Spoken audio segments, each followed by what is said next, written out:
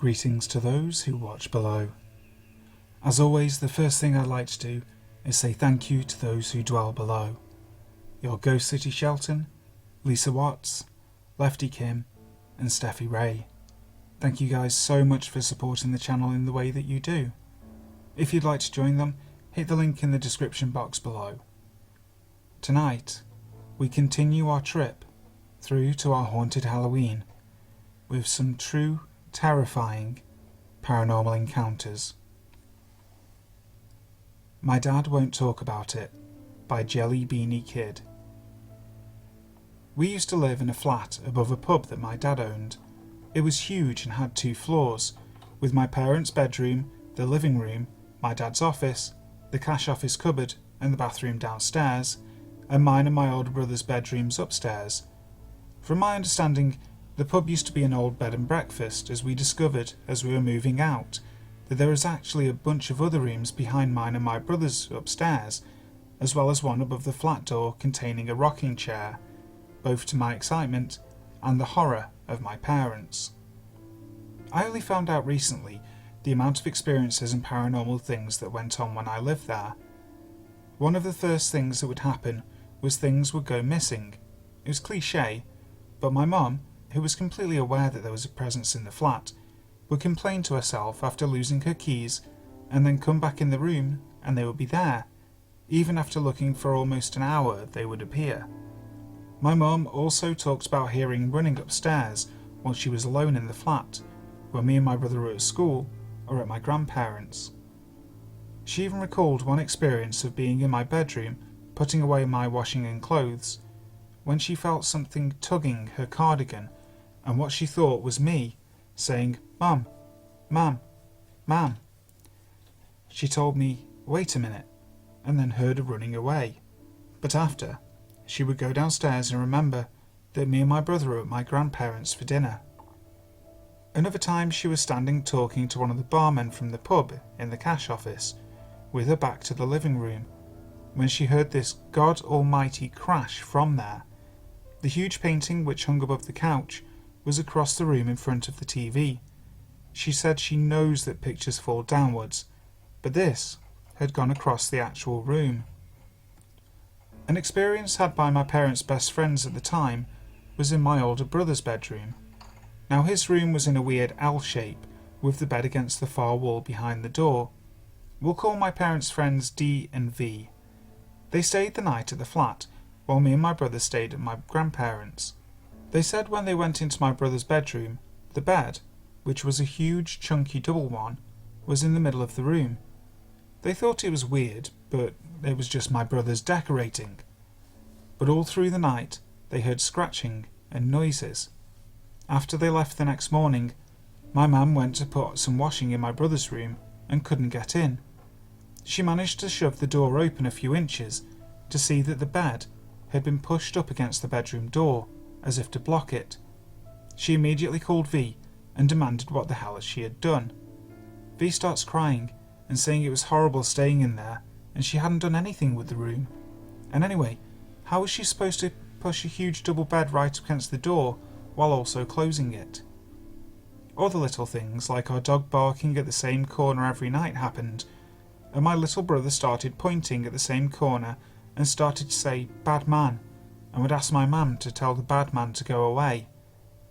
Now, the final experience that I was told really shocked me. My dad doesn't believe in this stuff, completely denies it, but he will not talk about what went on in the flat. So he comes home from work and went to have a shower. During it, he heard a knocking on the bathroom door. Thankfully we had a huge bolt lock on the door, but I doubt that would have helped. And he heard a woman saying "hello, hello, hello," and knocking continuously. It went away, and my dad just assumed it was my mum coming back because she'd forgotten something. Later on, my mum comes home with me and my brothers, and he asked her what she forgot.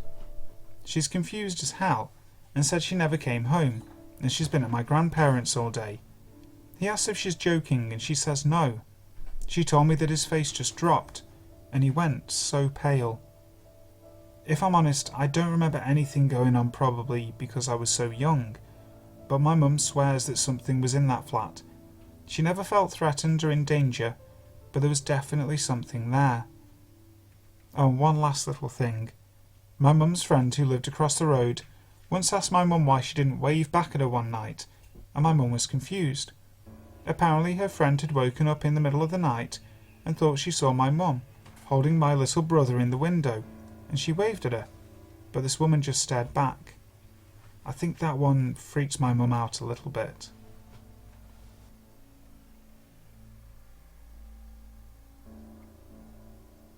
I don't expect to be believed whenever I choose to share this story, by Tim. One night in December 2004, I was driving back to Brighton from my workplace near Lindfield in Sussex, a little after 11 p.m. I worked in a care home and the hours were unsociable. The journey took me along the B2112 from Wivelsfield through the village of Ditchling, and then a left turn onto Beacon Road before ascending the very steep winding road known as Ditchling Bostel, leading up to Ditchling Beacon, the tallest peak on the Sussex Downs. I passed through the quiet village, and as the streetlights came to an end, flicked on my main beams and shifted into low gear to negotiate the tight bends which snaked their way up the hillside, trees reaching in from either side of the road to meet in the middle.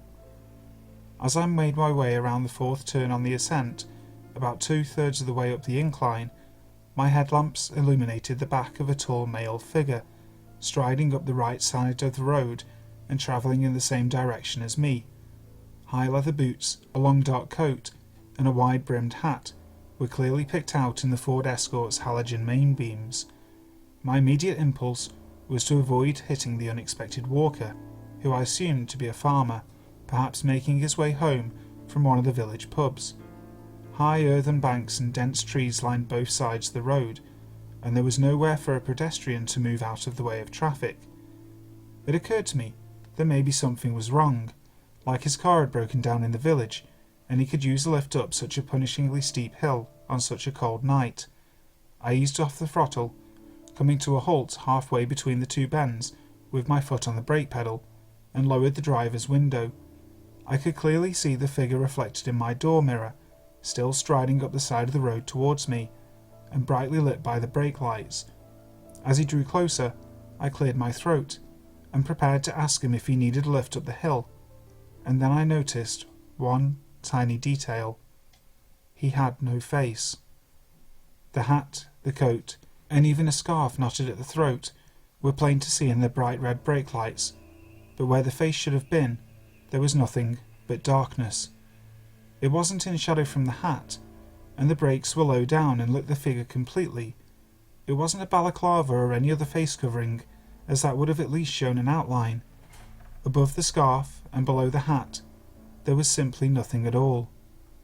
I tried to rationalise what I'd seen, but I couldn't come up with anything. I don't expect to be believed whenever I choose to share this story, and I accept that there is always a high level of ridicule levelled at people who claim they've had a brush with something inexplicable. My Parents' House by 8-Bit Demigod. The house where my parents and I currently live was the house I grew up in. We moved there when I was 5. I moved out in my early 20s, but moved back a couple of years ago in mutual agreement, in which they get rent and high-speed internet, and I get a place to sleep that didn't have a hole in the roof, or outlets that threatened to burn the place down if I tried to charge more than one item at a time. First, a description of the layout. The house is a single-storey 3-bedroom with a decent-sized living room, 1.5 bathrooms, and a kitchen/dining room. We have a front door that faces the road, but we hardly use it. Instead, we use the side door that enters into the dining room. When you come in the side door, the small kitchen is on the right, and the dining room table directly in front. Straight past the table is the hall leading to the living room, bathroom and bedrooms. The first doorway on the right of the hall is a short hallway to the front door and living room. On the left is the main bathroom. The second door on the right is my brother's old room, currently my dad's music room, and at the end of the hall is my parents' room and half bath, and off to the right of their doorway is a small offshoot to my room. We have an attic, but it's little more than a crawl space, and half of it is inaccessible. The other half is used for storing Christmas decorations. Now for the weirdness. When we first moved in, almost every night, I would hear what sounded like a group of people walking around on the roof, complete with heavy footsteps and the wood creaking with every step. It sounded like one or more people were slowly pacing back and forth. It was always directly over my room. My parents didn't believe me when I told them, saying it was squirrels or the wind, but I knew what I heard. We would go out for a family night every so often, usually out to eat, and then to somewhere like Walmart, which for me and my brother at that time was a big treat. Every time we went out, we would turn out all the lights in the house because my parents didn't want to waste electricity on an empty home. But whenever we got back, there was always one light on, either in the kitchen or the living room. Even then I was a bit sceptical and blamed my parents for leaving the lights on to try and scare us, because they were the ones who would always mention ghosts every time it happened, but they swore it wasn't them. My room seemed to be especially active. Even today, I feel like someone is looking over my shoulder or standing directly behind me when I'm on my computer. I would constantly have vivid, recurring dreams about waking up in the middle of the night to go to the bathroom. It would be pitch black and really quiet, which isn't unusual for our neighbourhood, but I would get out of bed and go down the hall to the bathroom. Nothing would seem out of the ordinary until I tried to turn on the bathroom light. Either the light would come on really dim or not at all. At first this would start making me nervous, as the darkness would feel heavy and oppressive, but before anything could happen, I would wake up. Other times I would just get frustrated at the lack of light and even try to change the bulbs a few times before waking up. After a while it got to the point where, once I realised the light wasn't coming on, I knew I was dreaming and woke myself up. I've only had one really terrifying vivid dream when I was about 9. I remember the dream, but not the events after. In the dream I was on my bed, but it was floating on a sea of arms that were reaching up trying to grab me. They were all around my bed. My parents claimed that they had come in there because I was screaming and hitting the edge of my bed with a baseball bat, but I don't remember that part. I used to love rearranging my furniture every so often when I was a kid. One night after rearranging, I was laying on my bed, which I'd moved to where I could sort of see out into the hall. I saw the shadow of a young boy move down the hall from my brother's room. Thinking it was him, I waited a few seconds and got up to check and possibly scare him, but when I got halfway down the hall, I realised nobody was there. There are some times, even to this day, that I don't like going down the hall late at night. As I got older, and after my brother moved out, the events just seemed to stop. Either that or I just wasn't paying much attention due to the usual young adult drama.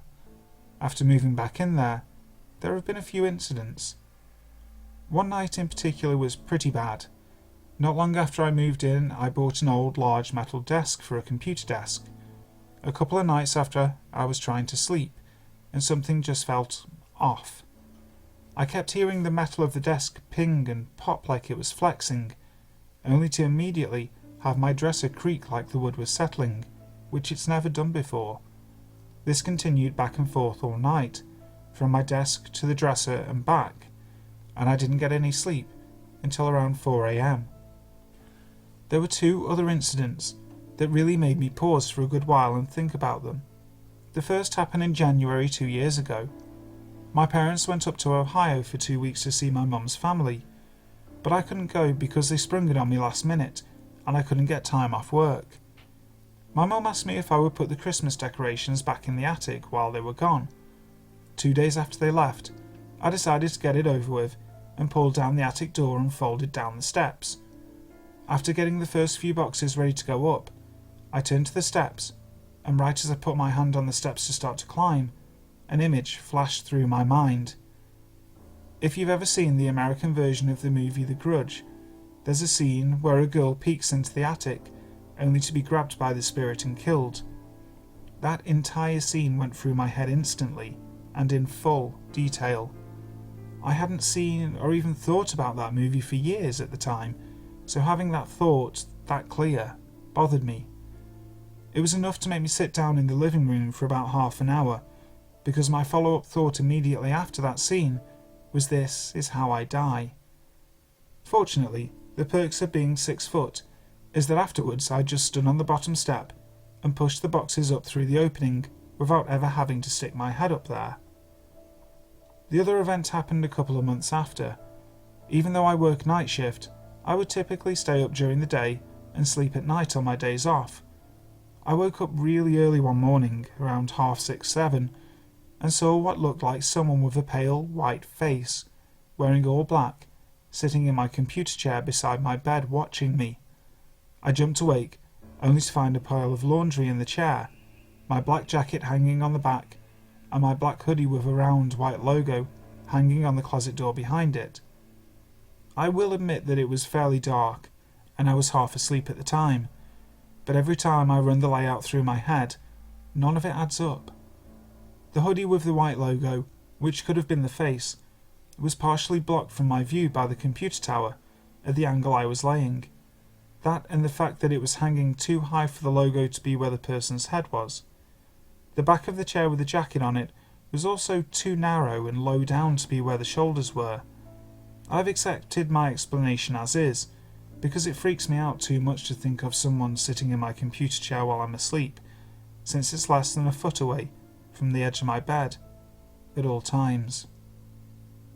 Those are all the experiences I can remember. I asked my mum not too long ago if she'd had any.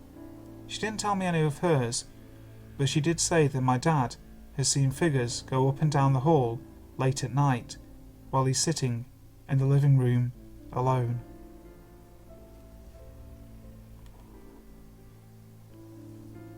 Brisk Walker by Tweed. This is a peculiar series of events that involve a man who simply walks home.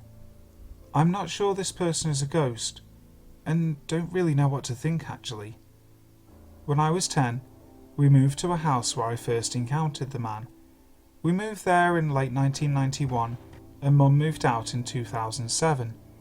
During that entire time, this guy walked past our house. There's nothing unusual in that.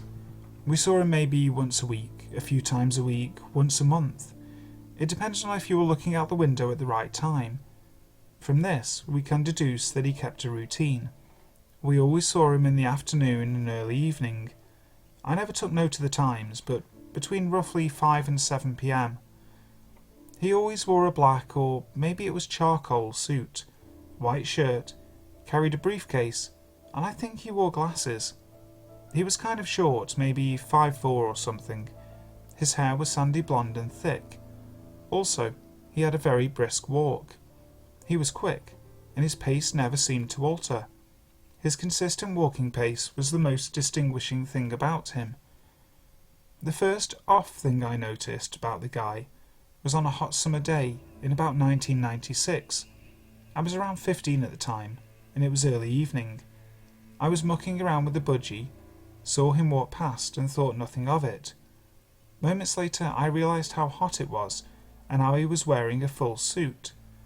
I thought he was pretty dumb not to have taken his jacket off at least, and wondered how he could keep such a quick pace in the heat. We'd seen him walk in different locations around town, around his usual time, always on the same route. His route came from the station. The reason we noticed this is because our house was nowhere near the station, and there were bus routes to take you to our neighbourhood. There was no need to walk all that way. We figured he'd chosen to walk for the exercise, so when he walked past wearing a full suit on a 1,000,000-degree day, I was somewhat shocked. I can't remember what was going on, but late one night in about 1999, Mum and I were standing on the street a few doors up from our house looking at the stars. Mum's big on astronomy and often called me outside to check something out. However, we usually stargazed from the backyard or the driveway. Standing on the street was rare. So there we were at about 11 p.m, and there he was walking home late. From where we were standing, we saw him turn down a street off ours. Mum commented that after all these years, she never knew where he walked beyond the point of our place. She also voiced concern about him walking from the station so late because yahoos hung around the station after dark. I thought about how we'd never seen him in any other context all these years. Apart from it being late, nothing seemed that strange. We continued to see him walk past our house at his usual time after this. About a year later, I was at the letterbox when he rounded our corner. This was the first and only time I saw him up close. Our letterbox was about 5 steps from the corner. I looked up and said hi or something as he passed. He replied hi or something back and glanced at me briefly. There was something bizarre about this moment. I couldn't put my finger on it, and I still can't. However, I was distracted by a fashion catalogue and didn't give any heed to the undercurrent. As he passed, I turned to go up the driveway, so I was directly behind him on the footpath. I looked up from the catalogue to where I was going, and he was gone. He should have been directly in front of me, because only a second had passed. I thought, where did he go? And these thoughts eventually turned to, where does he go? Our embankment was dense and steep. He couldn't have gone in there. Our neighbour's embankment was equally steep. The houses across the road had visible front yards. I don't know where someone could have hidden within seconds. Today, I still don't know what to make of that. Of all the brushes with the odd I've had, this ghost has always been hard to accept as a ghost. I don't know why that is, but I still feel the same today. Also of note, when he suddenly wasn't there, I didn't freak out or anything. I just looked around and thought, cool, I wonder if anyone else just saw that. Since that day, we continued to see him pass our house, as well as in various points around the route from the station to our neck of the woods. He always walked briskly, always wore the same attire. As the years went on, I became aware his fashion never changed, and he never aged. Oddly enough, I remember the first time I saw him quite vividly. It wasn't long after we'd moved in, way back in '91. I stopped whatever I was doing when I noticed some guy walk past our place, then continued to watch this person walk up the road. It was all pretty dull. Nevertheless, I remember that mundane moment quite well. Ever since the first time, I had these questions like, what is he doing? I guess this feeling is directly linked to the weirdness in the letterbox moment. Since the letterbox day prompted me to question if he was a ghost, more questions beckoned. What motive and why bother? Was he residual? And had I imagined he acknowledged me because I was distracted? If he was residual, surely he would have stopped traffic. There were many intersections on his route. Come to think of it, I never saw him cross any road. In fact, he always crossed the road at a certain point in front of our house, which was obscured by trees. We had a thick mini forest of lily-pillies up an embankment from the footpath. He must have crossed around this section of path, because every time he passed our place, he would be on the other side of the road by the time he'd passed our embankment and become visible further up the road from our windows once more. A few years before the letterbox moment, I saw him walk through the station car park, away from the station, but that's the closest I ever saw him to the place. On that day, a group of us, all teenagers, were hanging around outside the Masonic Lodge opposite the station. We were peering through the gates, making up conspiracy theories about what went on inside. Any excuse to talk about paranormal stuff. Amusingly, peering through the gates meant facing away from the station. In hindsight, this moment has a pantomime quality. He's behind you. His attire and early evening commute simply led us to assume he was walking home from the station, so noticing him walk through the car park in the direction of the rest of his route seemed normal. Also, I never saw him at any location before the station on his route. That doesn't really mean anything either, does it? Hey guys, thank you ever so much for listening to today's video. I really hope you enjoyed it, and if you did, like, share, comment and subscribe to the channel. Also, as I mentioned previously, check out creepypasta.com's YouTube channel, as this month they are featuring purely videos from myself. So, until next time, sleep tight.